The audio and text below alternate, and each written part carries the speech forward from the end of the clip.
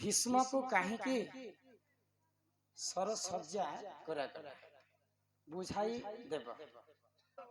तांको काहे जे सरसज्जा हेतिला इते कष्ट रे से काहे जे मृत्यु वरण करे हां हां केते लागे बुझे कर कहमा हां बुझे कर कहबा पड़बा ननिल हां हे सुन ननंदे लो सुन ननंदे सुन ननंदे पुराण ज्ञान लो गेले सुन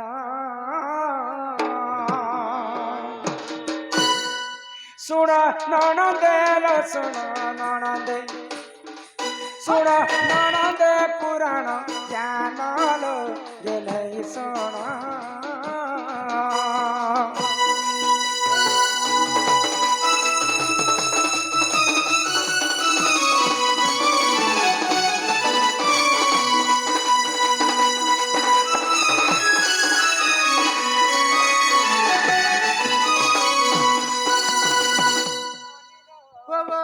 तो काना हिचे जानि आगो महाभारत रे जान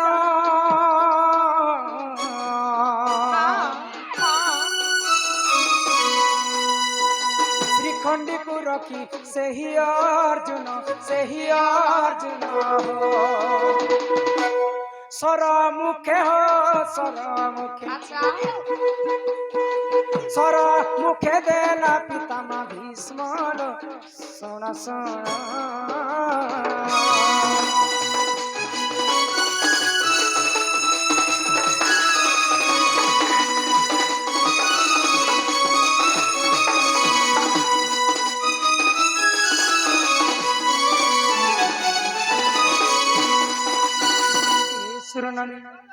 तो महाभारत युद्ध जिते बेले आरंभ हैला गुरुवंश अच्छा अच्छा योद्धा माने थिले कहार दम नहीं थे जे सूर्यपुत्र कर्ण के मारबा तांको मध्य छल करि कर मार कहार दम नहीं थे गुरु द्रोणाचार्य के मारबा की शक्ति कहा नहीं तांको मध्य छल करि कर मारे कहार दम नहीं थे पितामह भीष्म के मारबा तांको मध्य छल करि कर मारे तो पितामह भीष्मर कथा पड़ी छे बोले पितामह भीष्म जति बेले अर्जुन संग युद्ध करिछन तो भगवान श्री कृष्ण कहले पितामह भीष्मकर हस्त रे जते बेल पर्यंत अस्त्र शस्त्र अछि तांको हराबा लोक किए नै तो श्रीखंडी बोले नारी नेसी कि सेटा पुरुष नेसी श्रीखंडी के अर्जुन आगाड़े रखि तो पितामह भीष्म देखले मुई नारी संग युद्ध नै करे अस्त्र छाणी दे तो जेते बेले अस्त्र छाणी दिछन भगवान श्री कृष्ण कहले यहां देखा भीष्म को मारबार समय यहां जदि नहीं मारी पारु तोर वंश रे जेतेटा अर्जुन आसले मध्य भीष्म को नहीं मारी पारे आग 108 स्वर मारी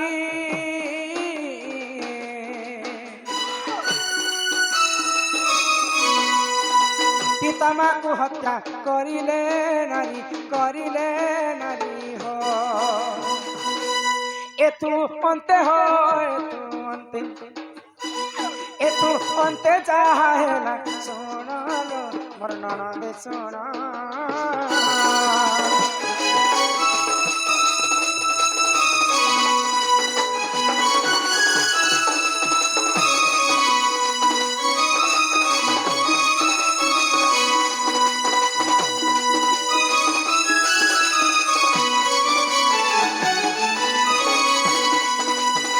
अर्जुन को कहले भगवान श्री कृष्ण पितामह भीष्म 10 जन्म पर्यंत किसी पाप नहीं करबा जदि तांकर देह जदि माटी रे पड़ी जिबा विश्व ब्रह्मांड हुलुस तुलुस हो जिबा अर्जुन सांगे सांग 108 सरसज्जा बिछे दियो पितामह भीष्म सेना सोइबे तो 108टा सर मारी करी अर्जुन सरसज्जा करी देले तो पितामह भीष्म को इच्छा वर मृत्यु प्राप्त होता वर प्रदान कर तो सही समय जिते बेले इच्छा करबे सेते बेले पितामहंकर मृत्यु हेबार थिला तो जिते बेले दिने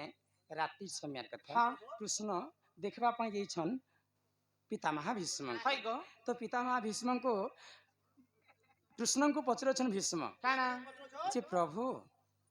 मुई तो 10 जन्म पर्यंत किछि पाप नहीं करे किंतु मते एडे बड़ मृत्यु दंड केनता हला तो कृष्ण कहले काना तुम्हें 10 जन्म ସିନା ପାପ ନେଇ କରବାର ହଁ 10 ଜନ୍ମର ପୂର୍ବ ଜନ୍ମରେ ତୁମେ ଗୋଟେ ରାଜା ଥିଲ ହଏ ଆଗ ଶିକାର ନିମନ୍ତେ ଜାଣ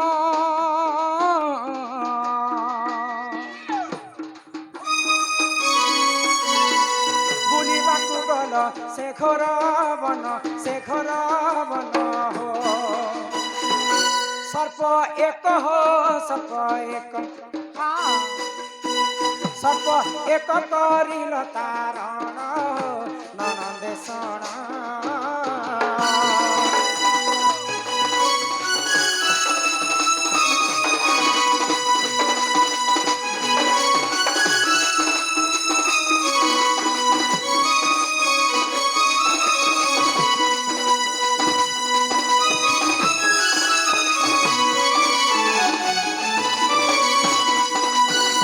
ତ କୃଷ୍ଣ କହିଲେ ଭୀଷ୍ମଙ୍କୁ କାଣା 10 ଜନ୍ମର ପୂର୍ବରେ ତୁମେ ଗୋଟେ ରାଜା ଥିଲ ହଁ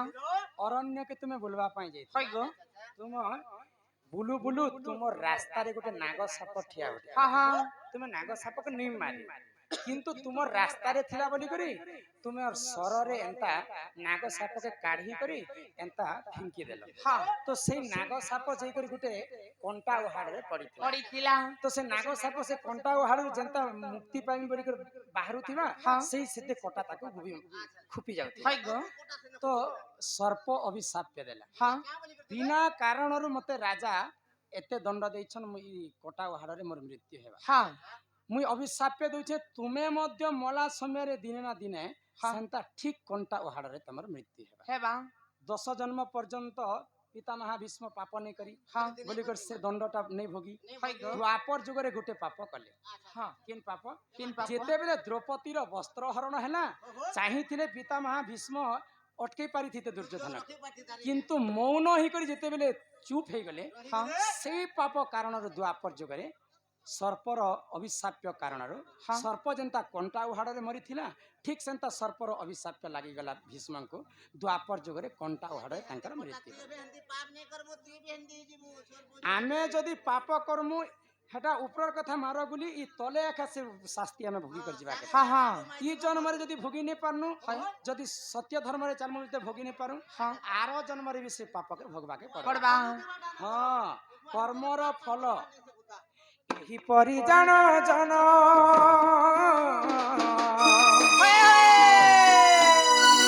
ମହାଭାରତରେ ଅଛି ପ୍ରମାଣ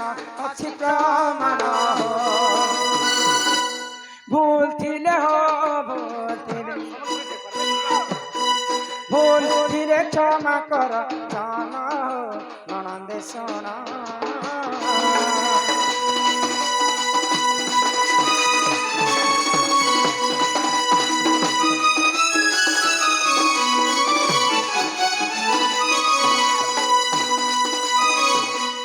ଏଇଟା ହେଲା ପିତାମହା ଭୀଷ୍ମଙ୍କର କଥା